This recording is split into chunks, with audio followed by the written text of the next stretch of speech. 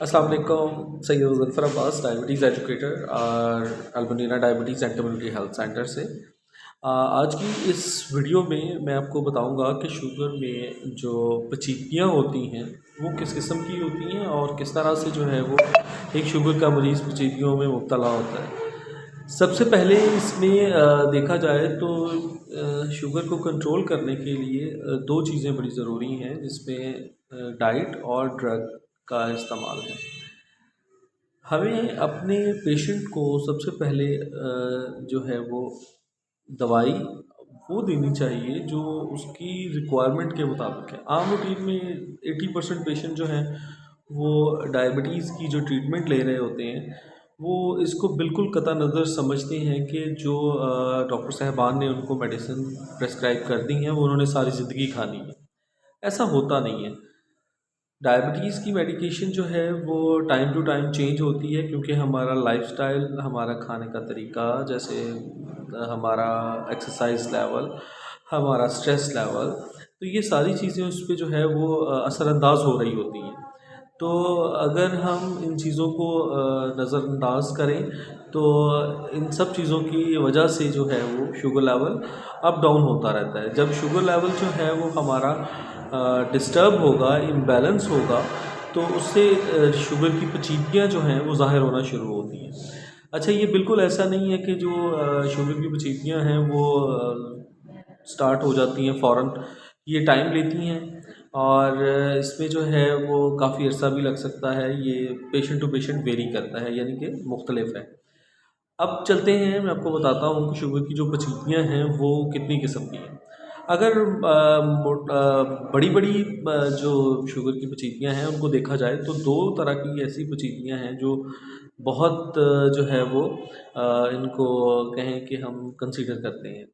सबसे पहले इसमें माइक्रोवास्कुलर जो है वो कॉम्प्लिकेशंस, यानी कि डायबिटीज़ की ऐसी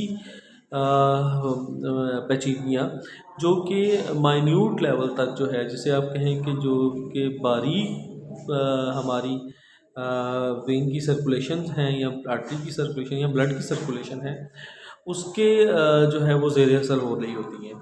और दूसरी जो है ना वो मैक्रो हैं, इसको हम बड़ी जो है ना वो कह सकते हैं कि इसमें बड़े जो सिस्टम्स हैं वो इन्वॉल्व होते हैं।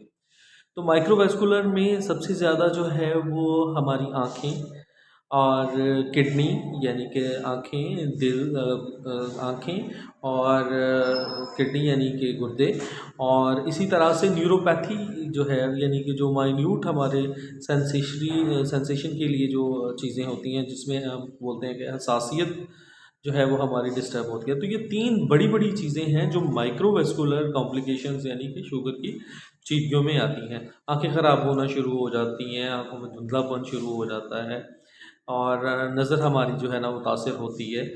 और किडनीज़ की अलामात में अगर देखा जाए तो किडनी की अलामात में जो है वो हम ज़्यादा पेशाब आना शुरू हो जाता है और किडनी प्रॉपर तौर पे जो है ना वो फ़िल्टर नहीं कर रही होती ब्लड को, और चूँकि ब्लड थिक हुआ होता है तो इस वजह से किडनी उसको प्रॉपर फ़िल्टर नहीं करती। तो वो भी शुगर की अलामात की वजह से होती है, जिससे शुगर की जो पेचीदगियाँ हैं वो ज़ाहिर हो रही होती हैं।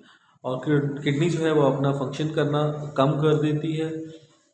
इसी तरह से न्यूरोपैथिक पेन है, न्यूरोपैथिक सिम्पटम्स हैं। न्यूरोपैथिक सिम्पटम में वो सिम्पटम्स हैं जिसमें पाँव का जो है वो जलना है, में आपको जो है ना वो हीट बड़ी महसूस होगी, दर्द महसूस होगी, आप को जो है ना वो आपके पाँव में हसासियत का जो एलिमेंट है वो कम से कम होगा। तो ये ऐसी अलामात हैं जो कि कम से कम माइक्रोवास्कुलर कॉम्प्लिकेशन कहलाती हैं और डायबिटीज़ की इसमें कॉम्प्लिकेशन और पेचीदगियाँ शामिल हैं। जो बड़ी किस्में हैं मैक्रोवास्कुलर कॉम्प्लिकेशंस हैं, इनमें सबसे पहले ब्रेन होता है। ब्रेन में ये है कि शुगर के अनस्टेबल होने की वजह से आपको खुदा ना खास्ता स्ट्रोक हो सकता है और आप को जो है ना वो ब्रेन की जो दूसरी बीमारियां हैं जैसे डायबिटिक कीटोएसिडोसिस है वो हो सकता है, यानी ब्रेन पे असर करना शुरू कर देती है। जैसे ही ग्लूकोज जो है वो हमें ब्रेन को मिलना बंद होती है तो शुगर की जो कॉम्प्लिकेशंस हैं वो शुरू हो जाती हैं। उसके बाद जो है ना वो माइक्रोवास्कुलर में सबसे बड़ा जो है ना वो हार्ट है, यानी कि दिल है। दिल के अमराज शुरू हो जाते हैं।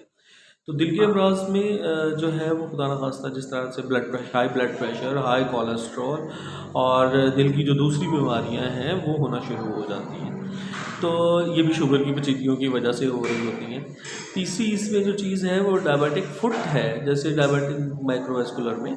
तो डायबिटिक फुट का मतलब ये होता है कि जिसमें जो है ना वो पैरों को प्रॉपर जो है वो ब्लड सर्कुलेशन नहीं हो रही होती, जिसकी वजह से ज़ख़्म होना शुरू हो जाते हैं। ज़ख़्म होने के बाद फिर वो गैंग्रीन और फिर खुदा न खास्ता वो काटने पड़ते हैं। तो ये जितनी भी पेचीदगियाँ हैं ये सारी शुगर की वजह से हो रही होती हैं। और इन सब चीज़ों की जो मेन जिसे आप कहें जो वजह बनती है वो हमारे अपना शुगर वाले पेशेंट का जो है वो प्रॉपर एक शुगर को कंट्रोल ना करने की वजह से हो रही होती है।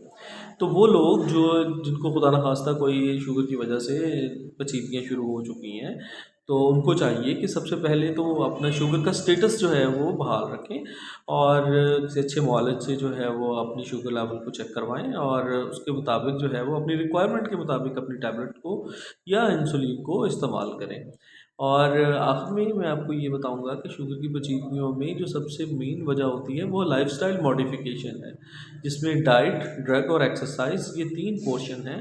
और इन 3 पोर्शंस को अगर स्टेबलाइज़ किया जाए, इनको प्रॉपर जो है वो लिया जाए, तो आप इन पेचीदगियों से बच सकते हैं।